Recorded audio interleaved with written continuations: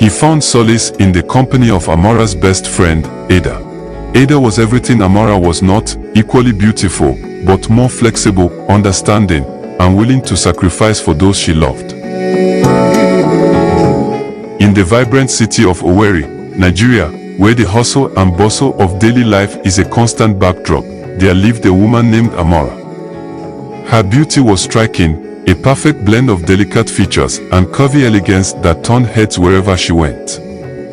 But beyond her physical allure, Amora possessed a sharp intellect and an independent spirit that she fiercely guarded. This combination of beauty and brains made her a magnetic presence, drawing admiration and envy alike from those around her. Yet, Amora's true strength lay in her unyielding principles, deeply rooted in the teachings of her parents. Amora had always believed that a woman should never have to sacrifice financially in a relationship. Her parents had instilled in her a sense of self-worth and independence, telling her that her value was not tied to her willingness to spend or sacrifice for a man. This belief became a cornerstone of her identity, influencing every relationship she entered. It wasn't just about money for Amora, it was about maintaining her dignity and asserting her autonomy in a world that often demanded otherwise from women. Her resolve in this matter was as unshakable as her love for her family, who had taught her that a woman's worth was intrinsic and not subject to the whims of any man. Then came Kola. Kola was different from the others, handsome, kind-hearted, and ambitious. He saw beyond Amora's beauty and was captivated by her intellect and strong will. Their connection was immediate, and their chemistry undeniable. Kola was serious about Amora, and she sensed his genuine intentions. Unlike other men who had tried to win her over with superficial charms, Kola's approach was sincere and profound. He respected her boundaries and admired her independence, which only deepened Amora's affection for him. Their relationship blossomed quickly, filled with shared dreams and intimate conversations that seemed to promise a bright future. Despite their deep connection, financial matters became a frequent source of tension. Kola, while understanding and supportive of Amora's independence, occasionally hinted at the importance of mutual financial support in a relationship. Amora, however, stood firm in her beliefs, viewing any financial sacrifice as a compromise of her values. For her, merging finances or making monetary concessions felt like yielding a part of herself that she wasn't willing to give up. Kola's subtle suggestions about financial unity began to feel like a threat to her autonomy, igniting silent battles that neither of them knew how to resolve.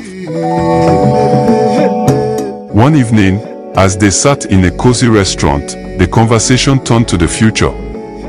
Kola, with a hopeful glint in his eye, spoke about his dreams and aspirations, subtly hinting at a shared future with Amora. She listened, her heart swelling with love, but when he mentioned the idea of pooling resources for a business venture, she bristled. Her immediate reaction was defensive, her mind racing with thoughts of compromise and loss of independence. Kola, I believe in you and your dreams, but I cannot and will not sacrifice my finances for any man. It's a matter of principle, she said firmly. Her voice carried the weight of her convictions, each word a testament to the values she held dear. Kola's face fell, and a shadow of disappointment crossed his eyes. He loved Amora deeply, but he couldn't ignore the growing rift between their ideals.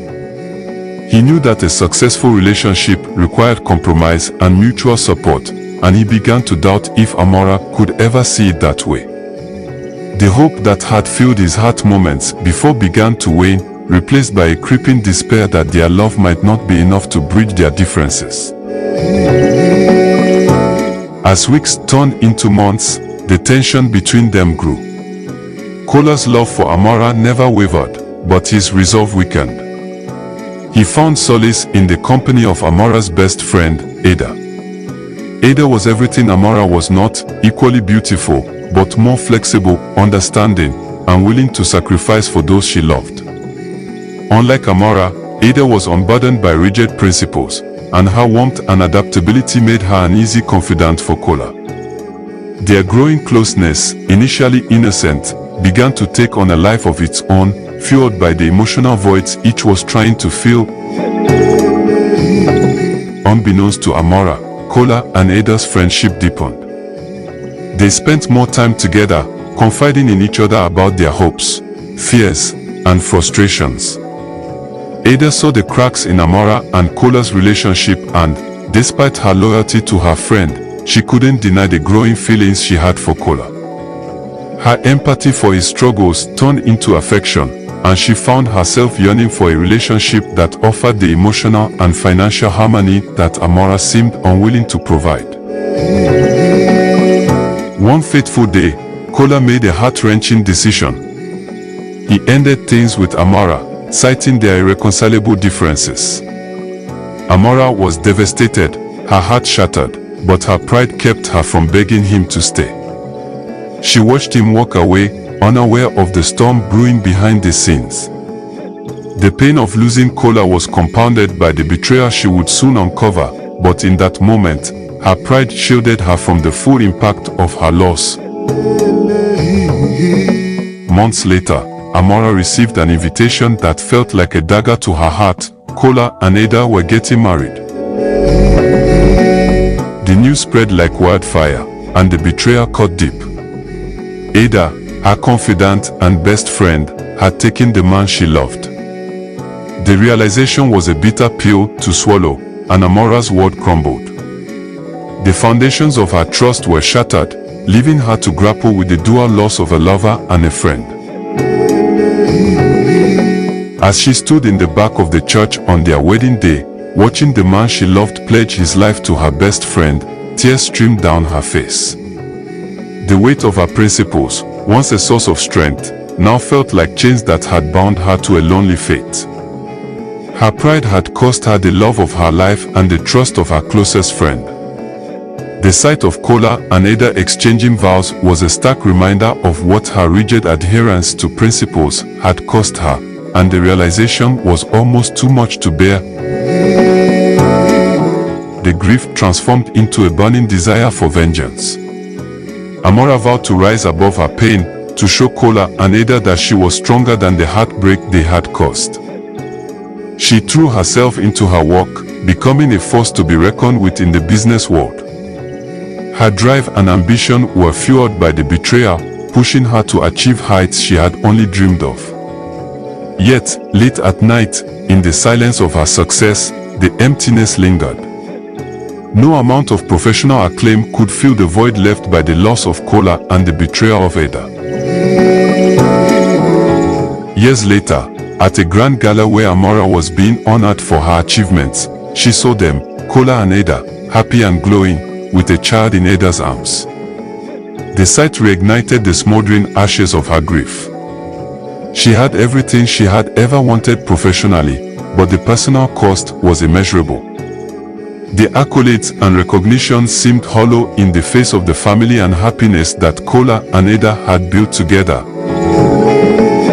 As she accepted her award, she looked out into the audience, her eyes meeting Kola's for a brief moment. She saw the flicker of recognition, the hint of regret, and knew that he realized what they had lost. But it was too late. The time for reconciliation had passed. And all that remained was a haunting reminder of what could have been. The moment was fleeting, but it spoke volumes about the irrevocable choices they had made and the lives they had led apart.